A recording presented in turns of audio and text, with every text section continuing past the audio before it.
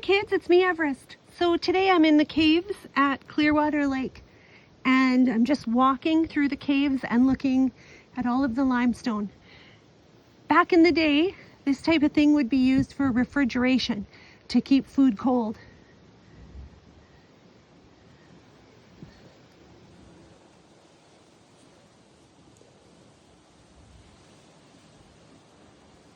When you look up at the top, looking down, it's a really big drop. I'll walk with you a little bit through here. Okay, kids? Granny Willow's helping me, so we have to go a little slower because she's older.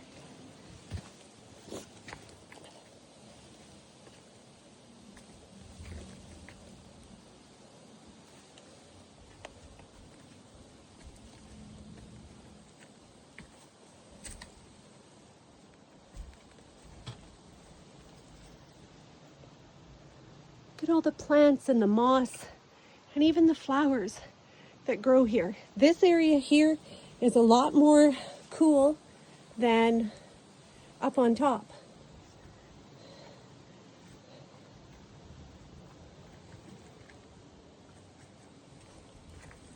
You have to have really good shoes if you're going to come in here and walk.